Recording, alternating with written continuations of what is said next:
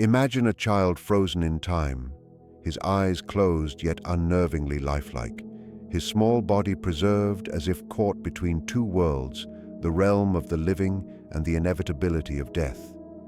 Picture a moment from 1887, captured forever in an image that is both haunting and mesmerizing, an image that forces us to confront not only mortality, but the fragile essence of innocence, the human longing for permanence, and the shadows that dwell in our collective psyche.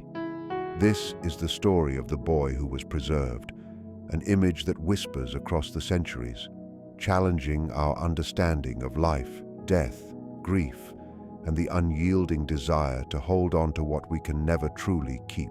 The act of preserving a deceased child in 1887 is not merely an isolated historical curiosity. It is a window into the human confrontation with the inevitability of death and the profound, often contradictory impulses that arise in the face of loss. Preservation in this context transcends the physical realm to touch upon the metaphysical, the symbolic, and the psychological dimensions of human existence. When a child dies, the natural order seems violently disrupted. The innocence and potential of life are abruptly arrested, leaving a void that is both personal and universal. In choosing to preserve the boy, to arrest the decomposition of flesh, and to capture his likeness through photography, the caretakers were engaging in an act that is at once defiant and reverential, an attempt to negotiate with forces that are otherwise beyond human control. In freezing the boy's form, there is an implicit acknowledgement of mortality's inevitability, yet simultaneously a refusal to surrender fully to it. The body becomes both a placeholder for life and a canvas for memory, a tangible manifestation of absence. The paradox is immediately striking.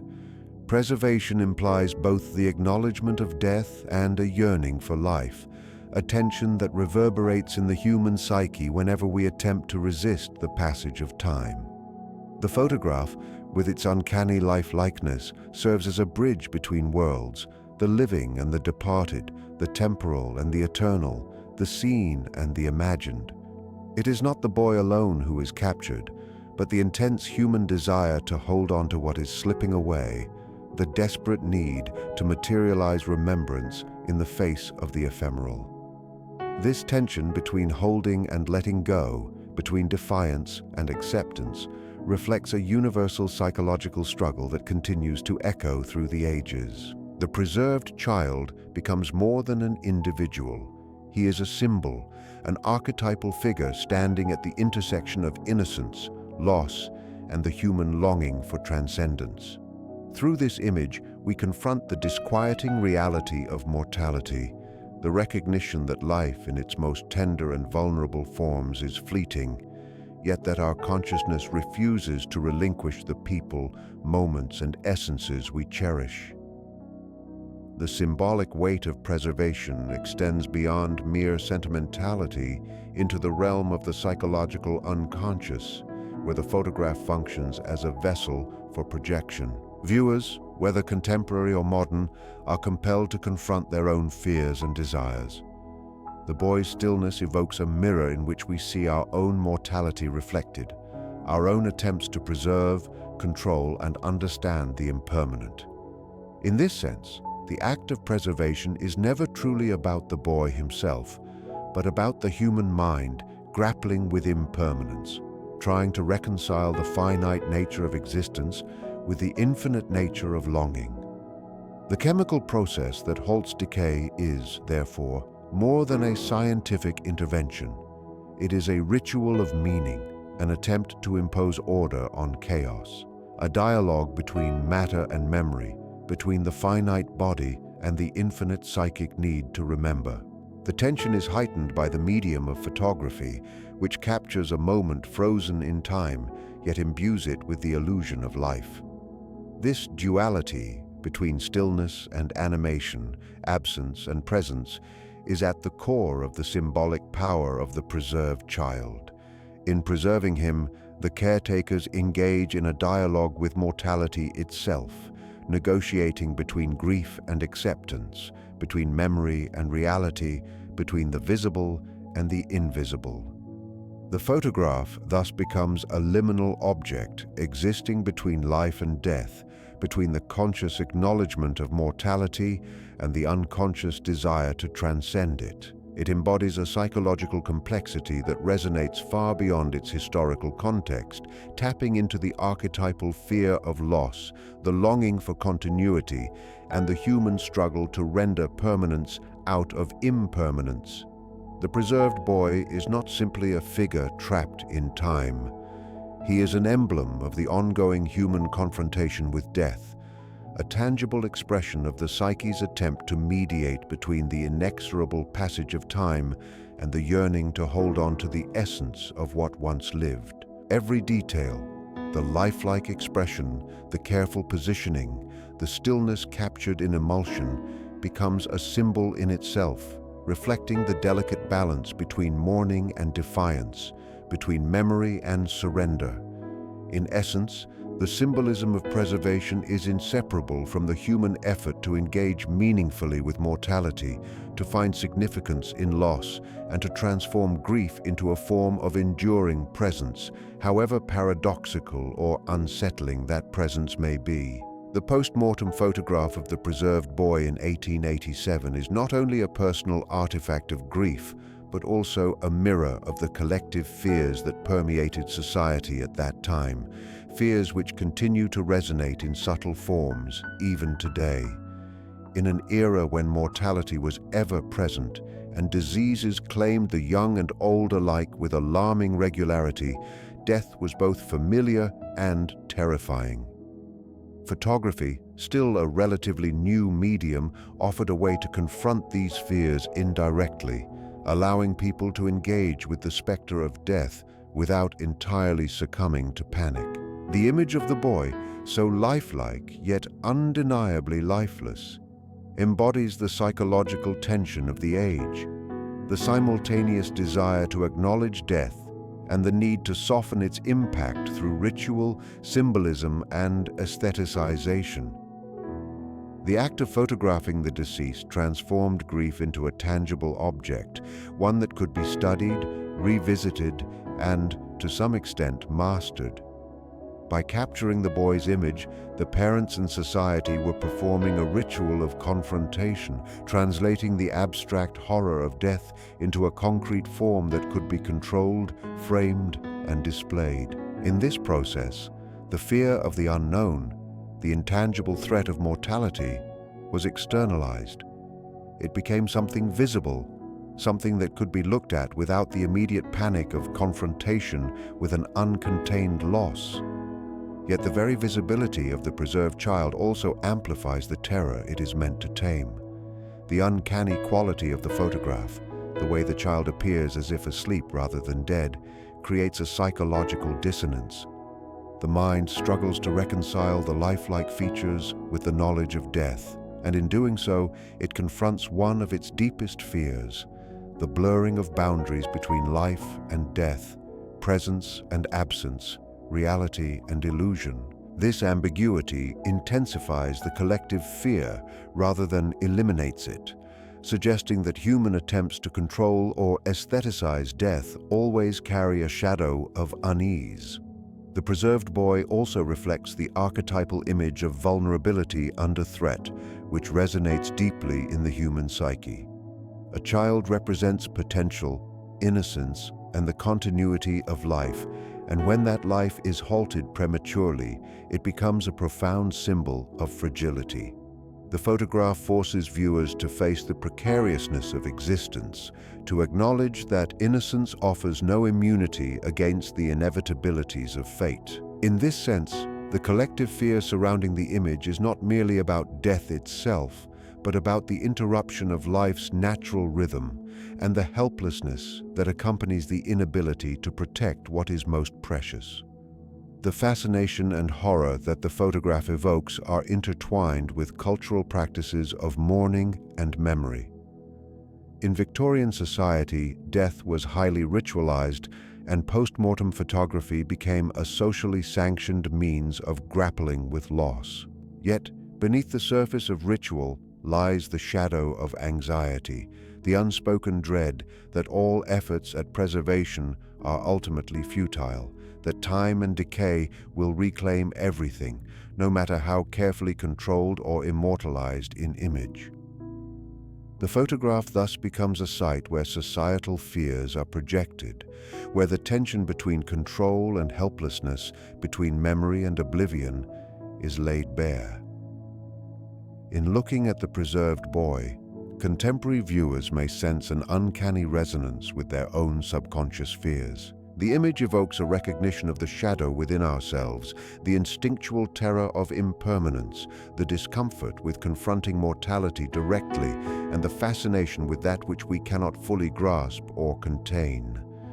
The boy, in his stillness, becomes a canvas for these fears, embodying both the dread of death and the longing for continuity, for reassurance that life and love can somehow endure beyond the inevitable. The psychological impact of the photograph is heightened by its historical context. During the late 19th century, childhood mortality was tragically common, and families were intimately acquainted with grief. The widespread practice of post-mortem photography reflects a societal attempt to ritualize mourning and make death visually comprehensible, yet the act itself underscores the persistence of fear. Preservation and image-making are therefore not only acts of remembrance but also expressions of anxiety, manifestations of a deep-seated cultural need to confront and negotiate the shadow of mortality in a way that offers both proximity and distance. In this interplay of fascination and terror, the preserved boy serves as a vessel through which collective fear is both acknowledged and contained, revealing the intricate ways in which human consciousness wrestles with the reality of death while striving to find meaning, continuity, and even beauty amidst the shadows of loss. The preserved image of the boy in 1887 acts as a profound mirror, reflecting the depths of parental grief, capturing the tension between love, loss, and the human desire to resist the finality of death. When a child dies, the rupture is not only emotional but also existential, challenging the parent's sense of continuity, purpose, and meaning. The act of preservation, of creating a post-mortem photograph, becomes a tangible expression of that struggle. The parent's choice to preserve their child's body and image is an attempt to hold onto a life that has been abruptly severed, to externalize the intangible pain of absence, and to create a form of communion with a soul that can no longer speak. In these carefully composed images, grief takes on a visible shape, a silent dialogue between the living and the departed, where the preserved child becomes a medium through which the parents project their longing, sorrow, and unfulfilled desire for closeness. The photograph is at once a memorial and a psychological instrument. It offers parents the illusion of presence, a frozen moment in which the child can still occupy a physical and emotional space in their lives. This duality, the child as both absent and present, reflects the complexity of grief, where memory and imagination intermingle to sustain the connection to what has been lost. The act of looking at the photograph allows parents to experience the comfort of imagined proximity while also confronting the unbearable reality of mortality. The boy's stillness, the lifelike expression, and the meticulous preservation of his features function as a bridge between the temporal and the eternal. In this sense, the preserved child becomes a canvas upon which the parent's emotional landscape is projected, revealing not only sorrow, but also the human need to impose order upon chaos. In the face of sudden death, the psyche seeks ways to reconcile the incomprehensible, and preservation becomes both ritual and resistance, a way to assert continuity in a world fractured by loss. The emotional resonance of the image is heightened by the interplay of innocence and mortality. Children, as embodiments of potential, vulnerability, and purity, intensify the psychological impact of death. In preserving their child, the parents are not merely documenting a likeness. They are attempting to safeguard the essence of innocence, to ensure that something of the child's life endures beyond the decay of flesh.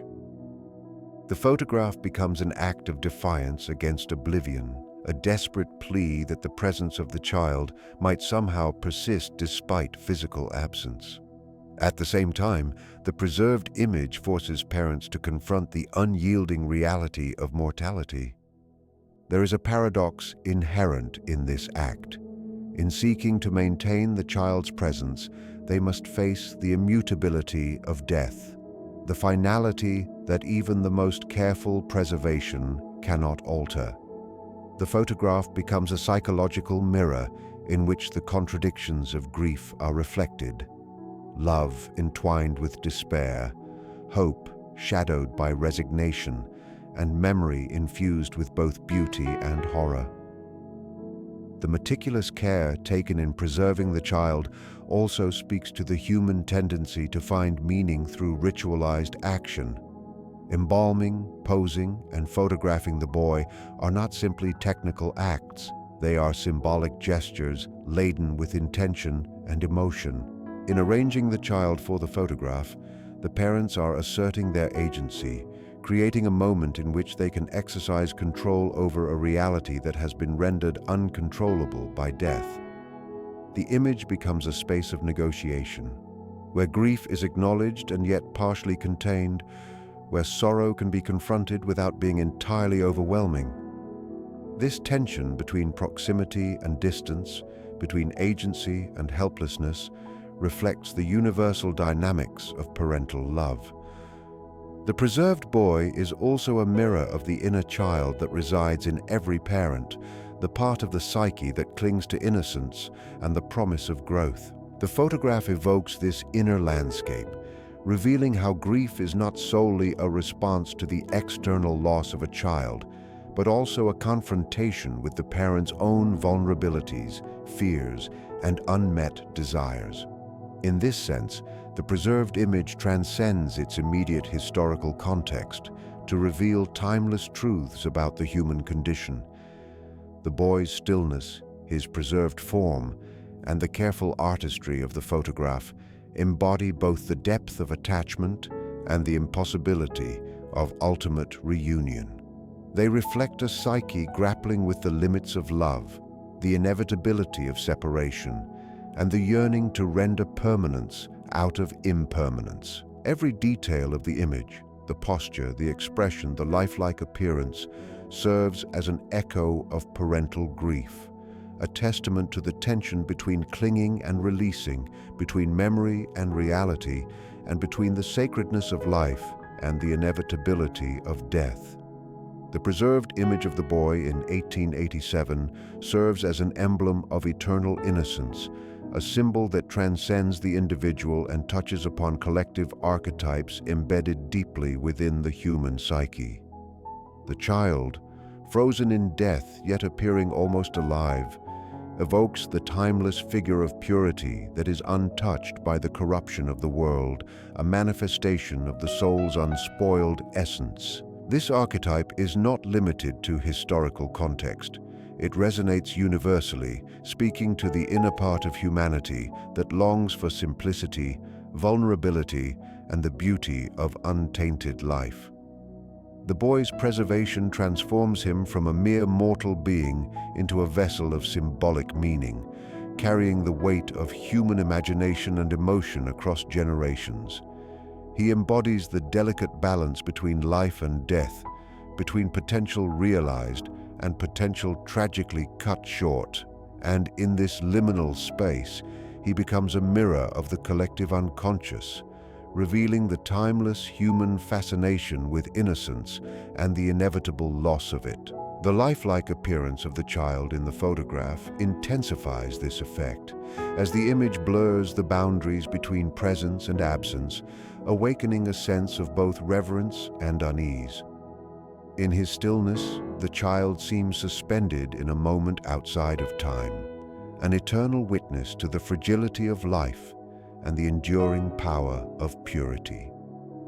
The archetype of eternal innocence that he embodies is psychologically potent because it evokes the universal recognition of what is most vulnerable and most precious within the human experience. Every viewer, whether parent, sibling, or stranger, confronts an echo of their own inner child, the part of the self that is untouched by the complexities and compromises of adult life, the part that longs for protection and continuity.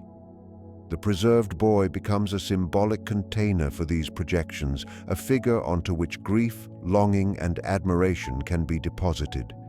His image awakens a profound emotional response because it simultaneously represents what is lost in the external world and what must be protected within the internal world of the psyche. The act of preservation itself can be interpreted as a symbolic attempt to shield innocence from the inevitable decay of existence. By embalming and photographing the child, the caretakers were not simply documenting physical features. They were enacting a ritual to safeguard the essence of innocence, to resist the encroaching forces of mortality, chaos, and corruption.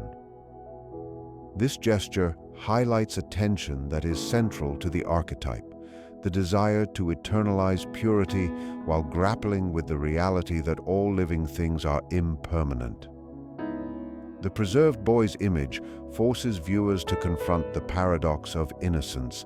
It is both fragile and enduring, transient in physical form, but eternal in its psychological and symbolic resonance. The child's stillness, seemingly serene, evokes the archetypal sleeping child, found in myth, religion, and collective imagination. This figure represents potential, purity, and the eternal possibility of renewal, even amidst death.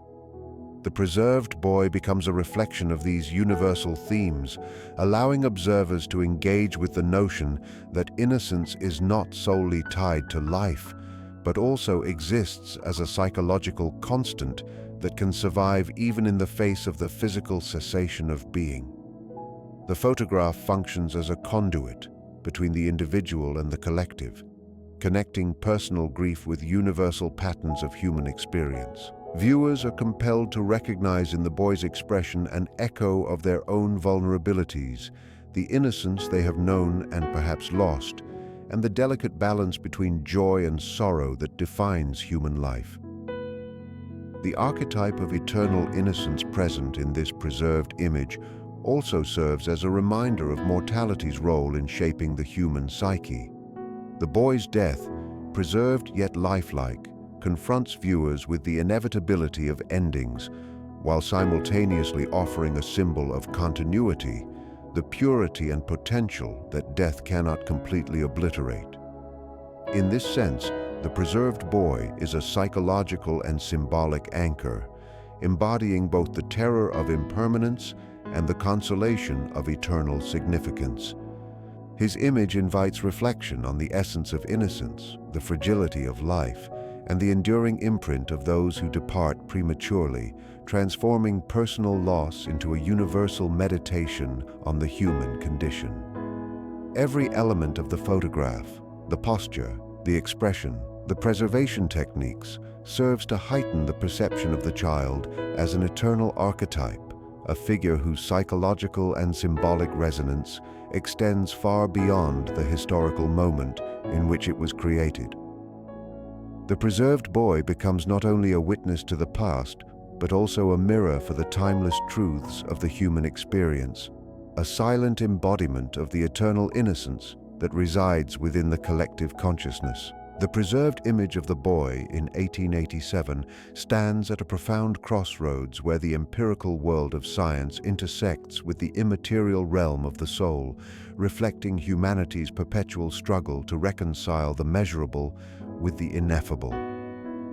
The act of preservation, involving embalming techniques and the meticulous application of chemicals, embodies the rational and technical impulse to control, to prolong, and to hold steady what nature intends to reclaim.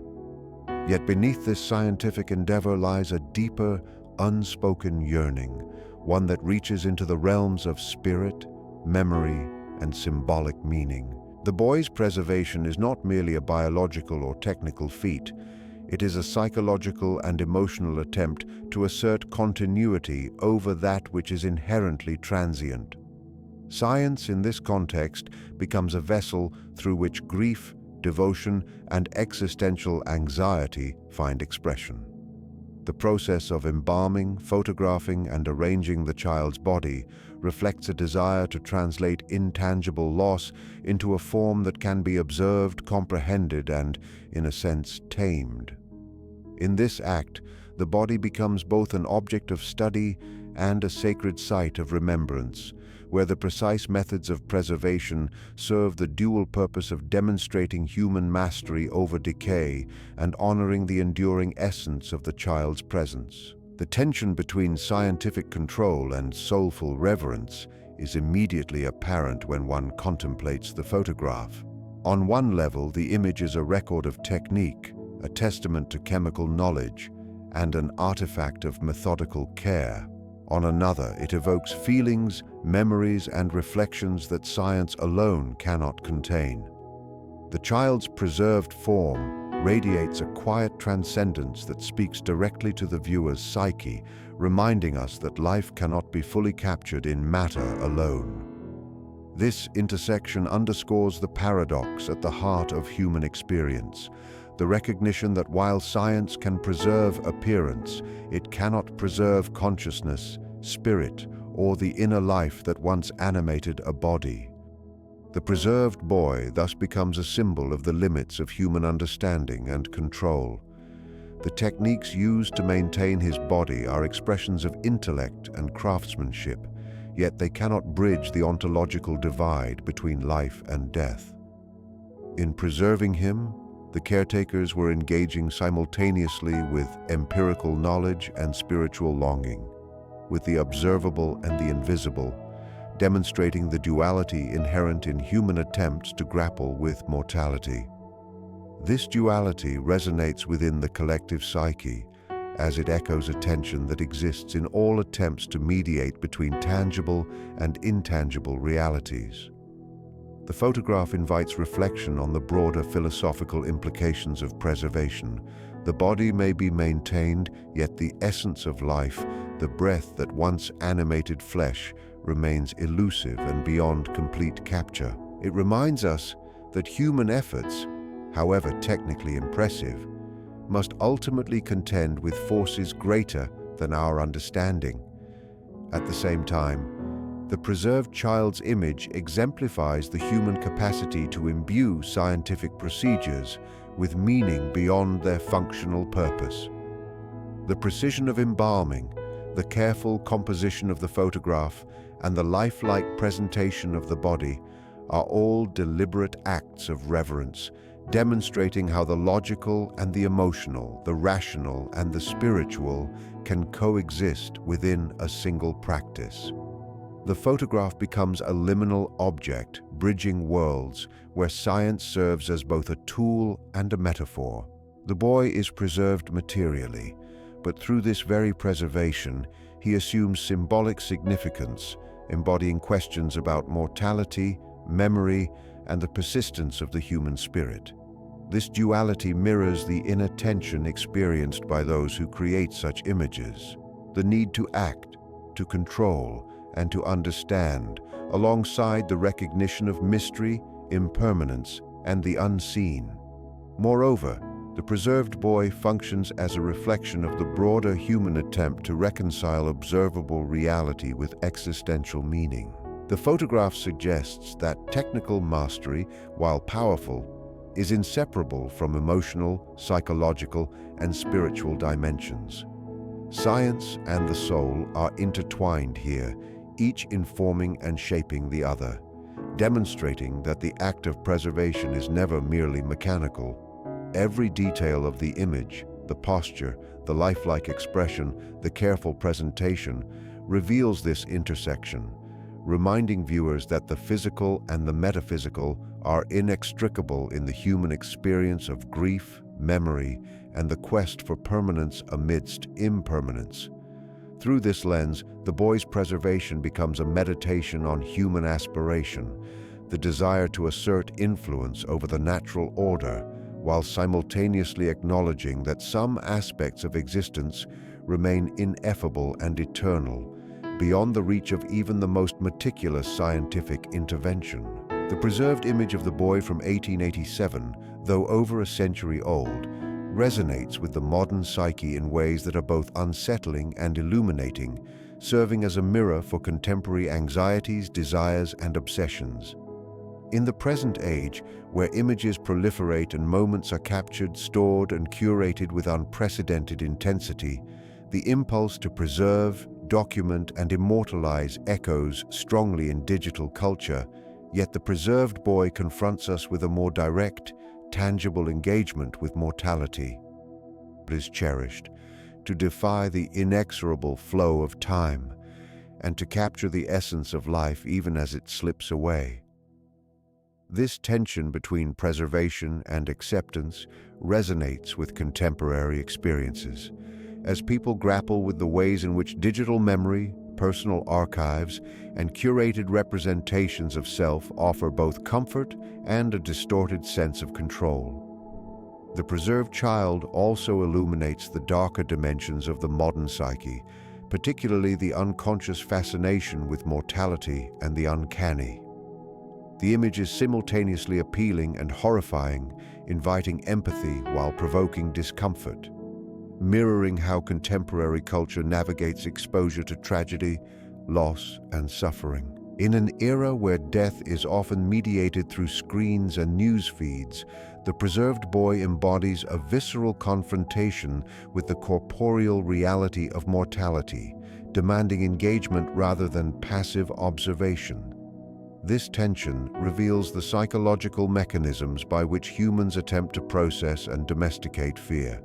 By creating, preserving, and observing images, whether of loved ones, historical figures, or even strangers, the modern psyche seeks both proximity and distance, safety and risk, knowledge and mystery.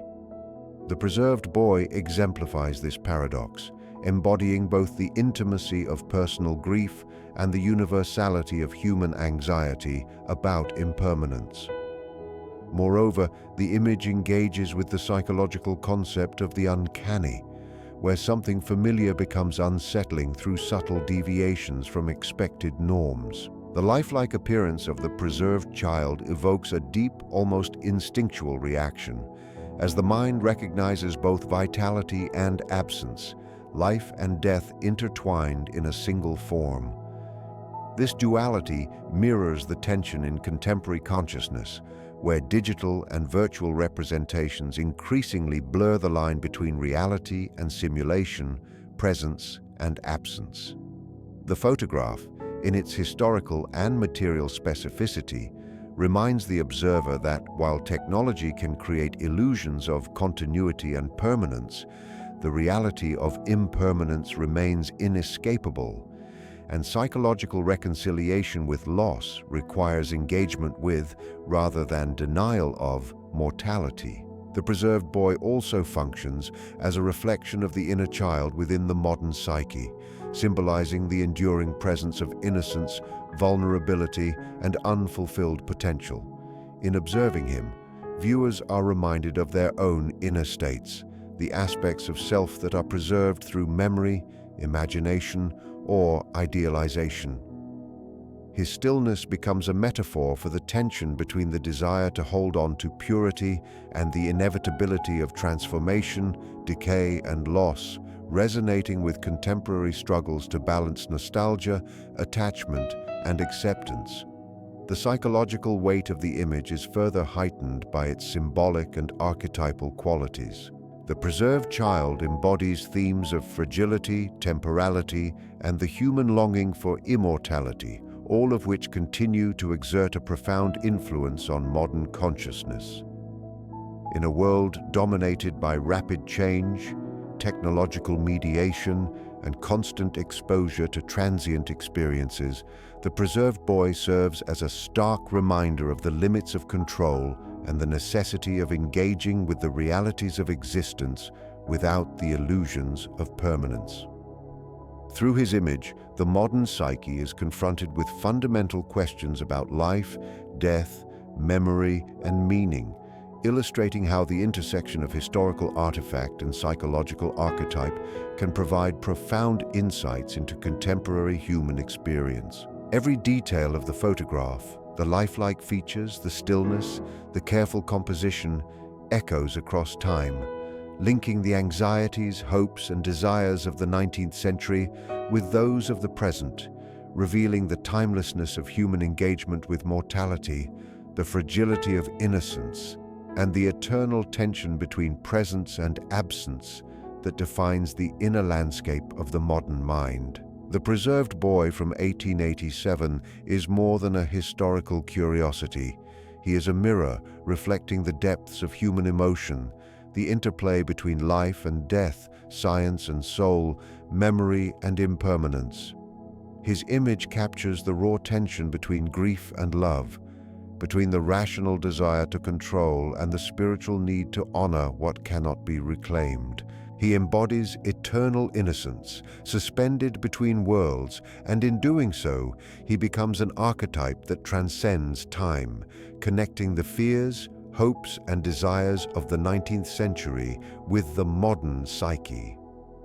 Through this haunting preservation, we glimpse the profound human struggle to confront mortality, to ritualize loss, and to find meaning in absence.